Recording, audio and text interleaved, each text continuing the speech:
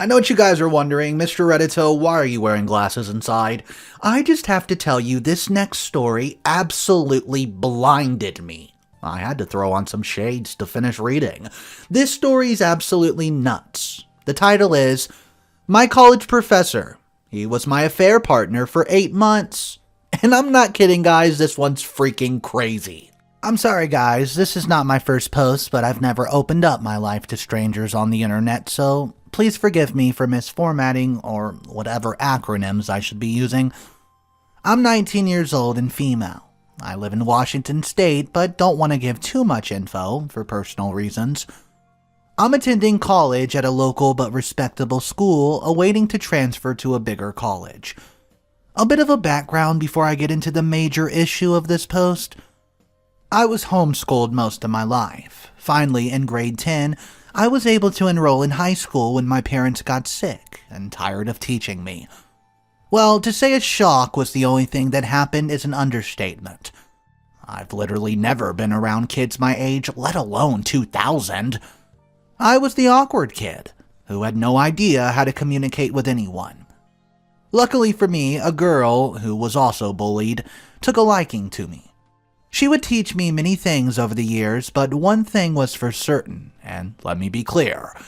I'm not trying to gloat or taunt it.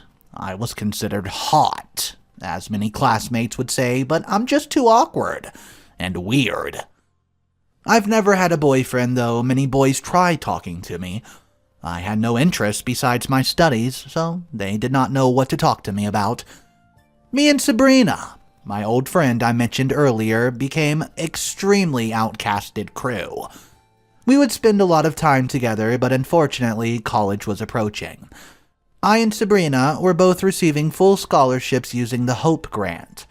The sadness about it was we were attending different universities. Out of all the people in the world to lose, of course it was my only friend. I was forced into a local college because, well, my GPS was less than Sabrina's. As expected, my parents were supportive of my college acceptance, but I'm not going to lie, I was scared to death. I now have no one as my parents are so deep in their careers, they barely have dinner ready every night. It's either a pizza ordered from Domino's or a microwaved meal. I never had family sit-downs and some full home-cooked meals. And now, no difference is happening. I'm on my own now in college campus with no clue how to survive. Luckily for me, Sabrina taught me a good work ethic, and I was thriving in my classes. Without a doubt, my favorite class was history. I had no intention of doing any career related to history, as I was studying to be a business major with an emphasis on the economy. But I'm not going to lie to you guys when I say my professor is absolutely gorgeous. He was Iranian and in his 30s, but I've never seen anything more well put together in my life. Not only was he the smartest person I've ever met with a sharp tongue, he would not even have lesson plans every single day. He would just walk in and freestyle how he taught, which made him unbelievably entertaining. Well, I caught myself being the first person in the class and the last one to leave. My grade quickly rose to a 97. I think Donovan took notice. Yeah, I'm referring to my professor on a first-name basis, which we'll discuss later. His smile was one that you can't forget. After months of shooting, as I'll call, romantic jabs back and forth, he finally pulled me aside and told me he could get in trouble for asking me this. But he wanted my number. Apparently, Donovan, which by the way was 27, thought I was the most amazing girl he's ever met. His words exactly. I was a little shocked, to be honest, but I honestly felt the same way, so I did not even think twice, especially after learning he's just 27 when I thought he was in his mid-30s. My parents were nowhere to be found, and they could not stop nor judge my romantic life anymore. I was obsessed with Donovan, and now he's making the move on me. I could not give him my number fast enough. He took my number down, and then we departed our separate ways for the day. That night, I got a text from Donovan. He wanted to meet at a coffee spot in the town over the next morning. Not going to lie, I understood we were probably not supposed to be doing this. But heck it, I'm almost 20, and he's 7 years older than me. It's not even a big deal, right? It's not like he's some creep. We actually have chemistry together, and we aren't breaking any university rules. As I've looked through all the books, and nothing says anything about romantic relations with your teacher, surprisingly. Well, I get there the next morning, and oh my god, Donovan's looking so handsome. He instantly greets me with his big infectious white smile and tells me he's already ordered us some coffee. He sits down with me and let me tell you right now, he held back nothing. He tells me about how our being together would be a giant risk for his career, but he knows we aren't technically breaking any rules. Well, I can't even get a word in between his when he finally says this. Well, I've had other teacher friends that dated students, and their career ended within a year. I was a little shocked by this statement, because I didn't even know this would be a risk at all. He tells me his feelings for me, and as long as I can keep a secret, we can continue to date. Guys, I'm not going to lie. His words were so smooth, and he was looking so cute. I haven't had any man approach me like this in my entire life. He was different from the guys at school. It seemed he actually knew what I needed. It was the most amazing coffee date of my life. That's what all started this gigantic nightmare, but let's flash forward. 3 months from this seemingly perfect paradise into the nightmare that's making me post this online for the help of strangers. See, Donovan was not what he seemed to be. His outside core and person were out of the single mentor that was full of knowledge and help. But would you believe this piece of garbage had a wife? 2 children. Yeah, you heard that right. Not only a wife, but 2 children. He was the first person to be with me. I trusted him as I've never been with any other guy. I truly thought he loved me, but his intentions were so sour. You're probably thinking, okay, well, how TF did you figure this out? I won't take credit for me finding out about this double-crossing liar. If it wasn't for Facebook, I would have never known my mentor, aka my lover, aka my bunny boo, was a lying piece of asteroid dust. So, I and Donovan went out to a hookah bar. There was a photographer there that was taking pictures for the hookah lounge's new Facebook.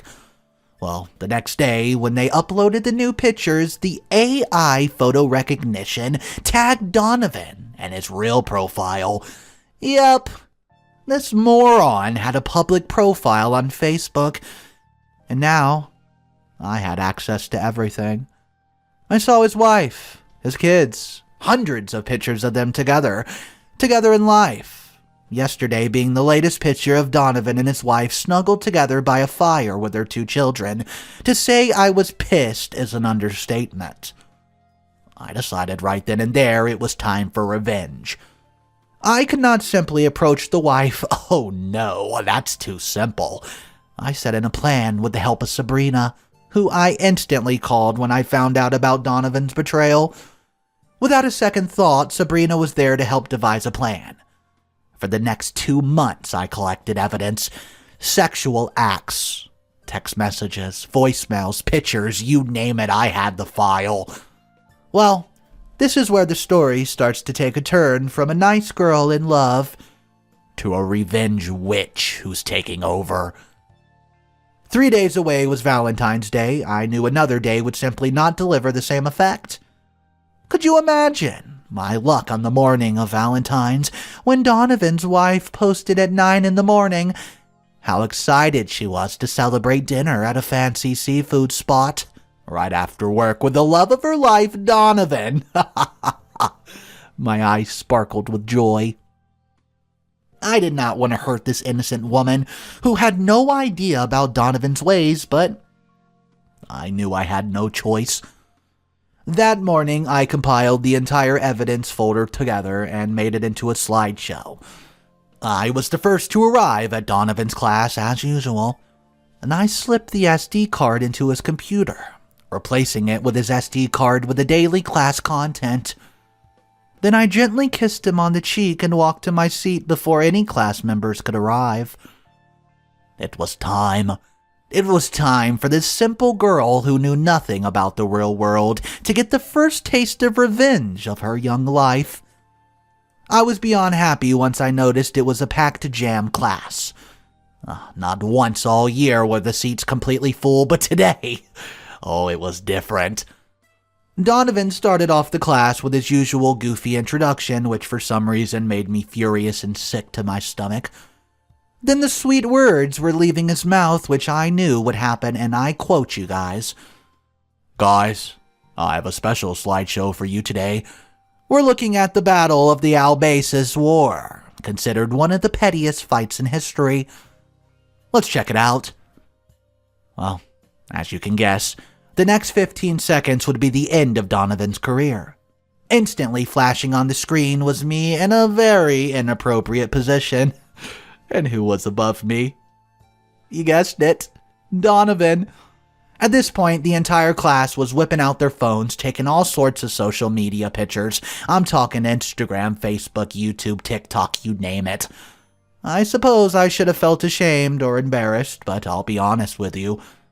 I felt powerful. Donovan, on the other hand, was nowhere to be seen.